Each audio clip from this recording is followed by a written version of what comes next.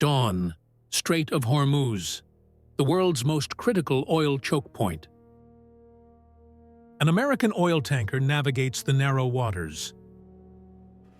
MT Liberty Star, 300,000 tons, carrying crude from Saudi Arabia to Asia. 20% of global oil passes through this strait daily. Then the radar operator sees them. 12 contacts, small, fast, closing from Iranian coast. Drones, armed, inbound. Warpulse has the tactical breakdown.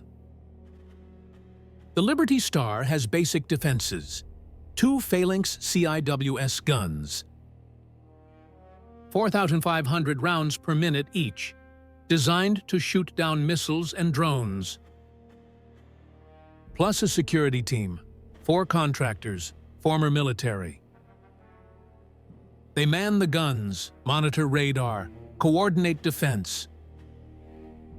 The Iranian drones are Shahed-136 kamikaze UAVs. Each carries 80 pounds of explosives. Speed, 115 knots. Cost, $20,000 each. Cheap, deadly, expendable. Iran has hundreds of them, stockpiled for years. Perfect weapon for asymmetric warfare. At 6:12 a.m., drones are 8 miles out. Captain sounds alarm. Brace for attack! Activate defenses! Crew scrambles, some to damage control, others to lifeboats. Security team activates Phalanix systems. The guns are fully autonomous, detect threats, lock on, fire automatically. But they need targets within 2-mile range. Right now, drones are too far. 6 miles, 5 miles, 4 miles. Crew watches radar, 12 red dots closing. At 3 miles, Phalanix locks on. The lead gun rotates, barrels spin up. Brrrr-teet. Deafening sound, 4,500 rounds per minute. Tracers light up the dawn sky. First drone disintegrates, direct hit. Second drone explodes mid-air.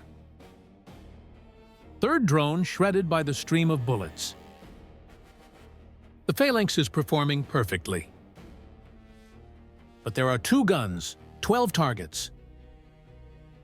4th, 5th, 6th drones destroyed. Crew cheers. It's working! We're going to make it! Then disaster strikes. Both guns fire continuously for 90 seconds. Barrels glow red-hot. Temperature exceeds limits. Both Phalanix systems jam simultaneously. Overheated, stopped, dead. 4 drones still inbound, less than 1 mile. No defenses left. Security team tries manual weapons. Small arms fire. Useless against fast-moving drones. Captain orders, abandon ship. This is not a drill. Crew rushes to lifeboats, 62 people racing for survival. At 6:17 a.m., first drone hits. Port side, near engine room, massive explosion. Second drone hits 10 seconds later. Forward section. Third hits starboard side. Fuel tanks rupture. Fire spreads. The tanker is a floating inferno. 58 crew escape. 4 missing, presumed dead. Comment if you'd stay or abandon ship. USS Winston Churchill destroyer is 15 miles away. Too late to stop the attack, but not too late to respond. Captain has his orders. Retaliate against the source. Radar tracking shows drones came from Iranian coastal base 40 miles north. 4 Tomahawk cruise missiles launch. Each carries 1,000 pounds of explosives. Flight time, 6 minutes. At 6:51 a.m., the Tomahawks strike. Iranian drone base erupts in flames. Hangars destroyed, launch equipment obliterated. 37 Iranian personnel killed. War Pulse confirms immediate retaliation. Tehran responds within the hour. Supreme Leader addresses the nation on state television. The American aggression will not go unanswered.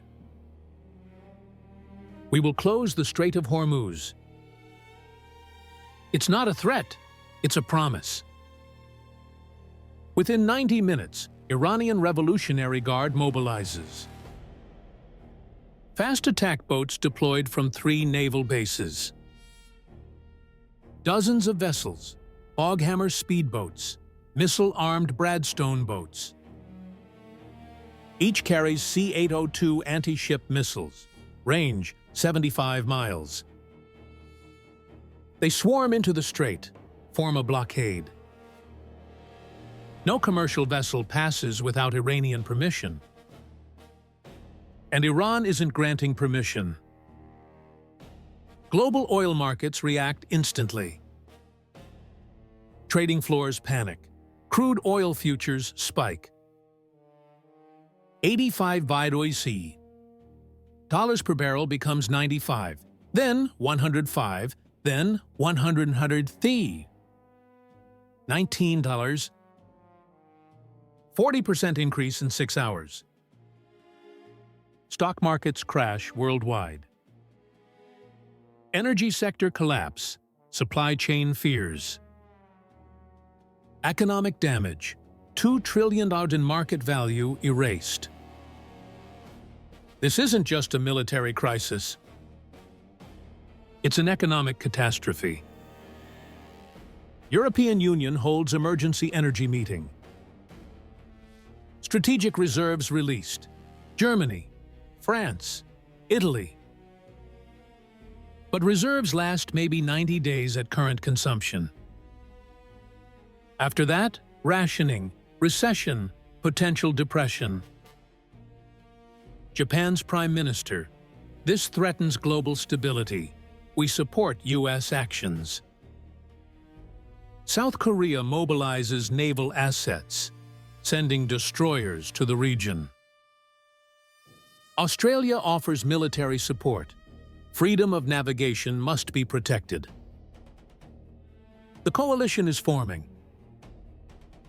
But China complicates everything. Beijing depends heavily on Persian Gulf oil. 40% of Chinese energy imports pass through Hormuz. Foreign Ministry statement: all parties must show restraint. Translation: don't make this worse. But China also positions 3 destroyers near the strait. Type 052D class, advanced, heavily armed. They're not taking sides publicly, but they're protecting their interests. Russia sees opportunity. Foreign Minister calls Tehran, "We support your right to defend sovereignty. And we can provide advanced weapons if needed." S-400 air defense systems, Yakout anti-ship missiles. Iran is tempted, but wary. Accepting Russian weapons means owing Russia favors. The geopolitical chess game intensifies. The USS Winston Churchill tries to maintain position. But 50 Iranian boats circle with C-802 missiles. One destroyer can't fight them all. U.S. Central Command orders: do not engage unless fired upon. Await reinforcements. Aircraft carrier USS Abraham Lincoln is 36 hours away. Until then, the destroyer stands alone. Who escalates next? A. Iran backs down. B. Iran attacks more. C. Full war? Saudi Arabia holds emergency meeting. 60% of their oil exports pass through this strait.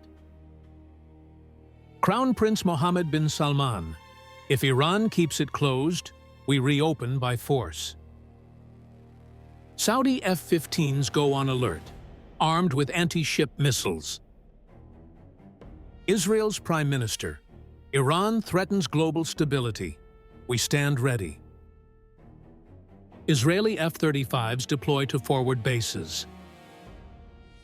This regional crisis is exploding. U.S. Fifth Fleet goes to highest alert. Admiral briefs staff: Iran declared war. We respond with overwhelming force. President convenes National Security Council. 3 options presented. Limited strikes on Iranian military targets, 70% success probability. Naval blockade of Iran, 60% success, high escalation risk. Full military campaign, 90% success, certain war, massive casualties. President chooses limited strikes. Proportional response: reopen the strait by force. Orders go to Central Command. Strike packages prepared: F/A-18s from Lincoln, B-2s from Diego Garcia. Target: Iranian naval bases, missile sites, command centers. Strike window: 48 hours. Iranian forces continue massing. Fast attack boats, anti-ship batteries, submarines, mines being laid. Commercial shipping halts completely. 40 tankers stuck, unable to move. Global oil reserves drain, maybe 90 days left.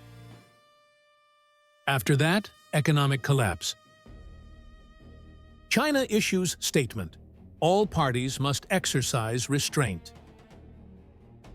But China depends on Persian Gulf oil. Beijing positions naval assets nearby. Potential show of force. Russia backs Iran publicly. U.S. provoked this crisis. But privately, Moscow tells Tehran, don't close permanently. Bad for everyone. Justified response or escalation? Comment J or E. At 72 hours after the initial attack, military forces converge.